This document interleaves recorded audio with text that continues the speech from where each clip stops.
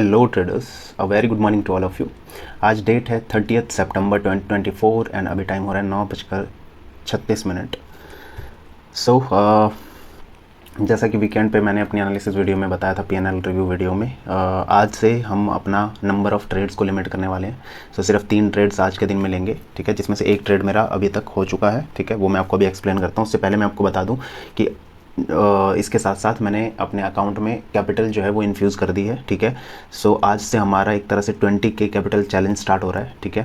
सो 20,000 मैंने अपने अकाउंट में भी डाला हुआ है, ठीक है। अब हमें इसे मैक्सिमम पॉसिबल डेज तक चलाना है, इन केस अगर हम लूजिंग साइड जाते हैं, ठीक है।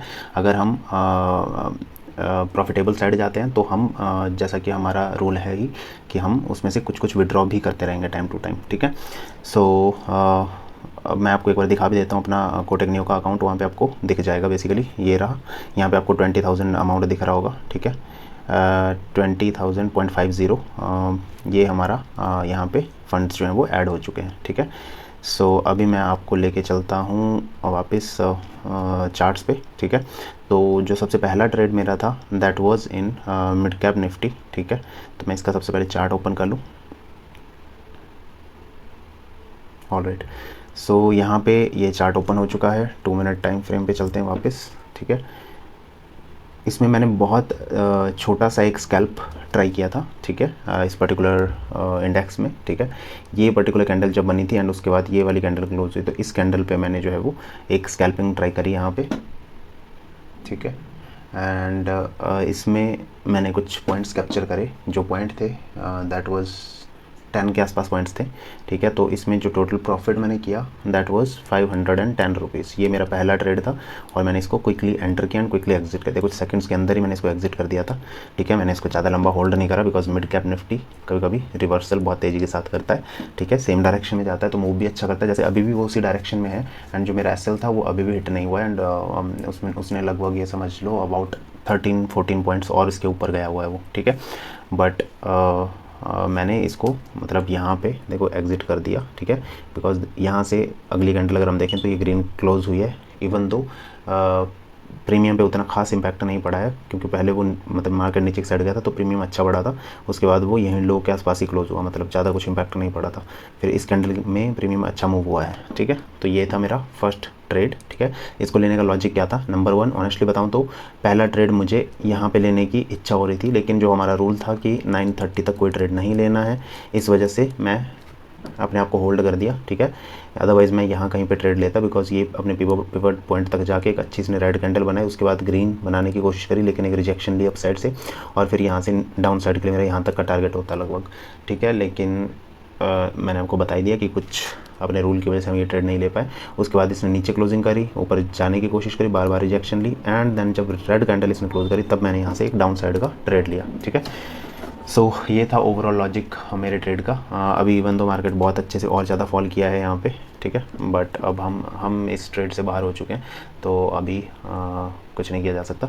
अब नेक्स्ट अपॉर्चुनिटी देखते हैं, नेक्स्ट ट्रेडिंग अपॉर्चुनिटी जिस भी इंडेक्स में मिलेगी मैं आपको फर्दर अपडेट करता हूँ। So stay tuned guys, thank you. Alright friends, अभी टाइम हो रहा है 9:48, ठीक है।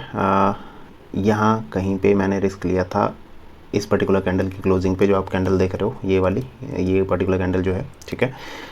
ये है निफ्टी बैंक इंडेक्स, ठीक है। यहाँ पे ट्रेड लेने का क्या लॉजिक था? नंबर 1, डे लो को ये ब्रेक कर चुका था ऑलरेडी, ठीक है। एंड उसके बाद एक रेड कैंडल यहाँ पे क्लोज हुई, इवन तो मैं यहाँ पे भी ट्रेड लेना चाहता था बट थोड़ा सा मैं लेट हो गया, ठीक है। सो उसके बाद मैं ट्रेड नहीं ले पाया इस पर्टिकुलर कैंडल पे, ठीक है।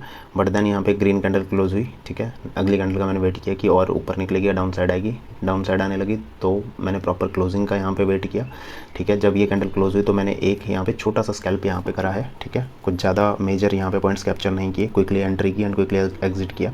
जब मैं आपको कोटक न्यू की स्क्रीन दिखाऊंगा तो आपको मैं एक बार दिखा दूंगा कि कितने क्विक ये वाले ट्रेड्स थे, ठीक है, कितनी जल्दी मैंने एंटर किया एंड कितनी जल्दी मैंने एग्जिट किया, वो सारी चीज़ें मैं आपको एक बार दिखा दूंगा।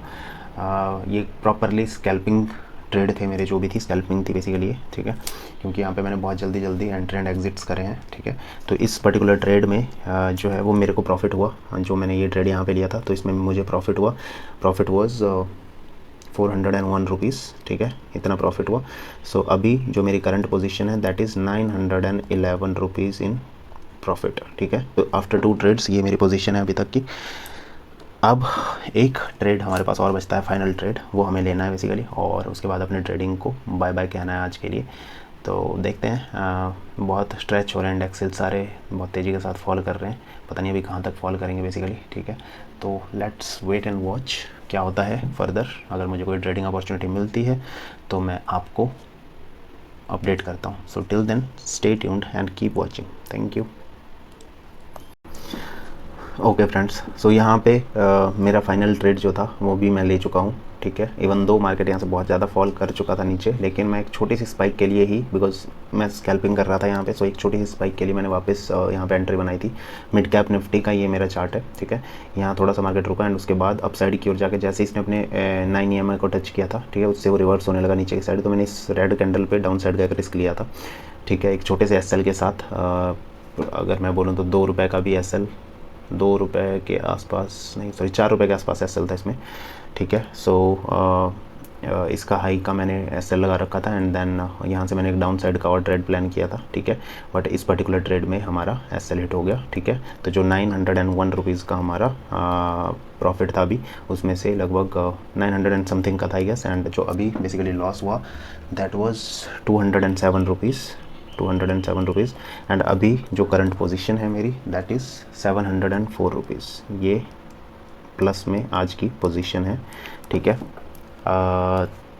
सो 3 ट्रेड्स हमारे कंप्लीट हो चुके हैं, ये हमारा आज का प्रॉफिट है। तो अब हमें इसी प्रॉफिट के साथ अपने डे को क्लोज़ करना है।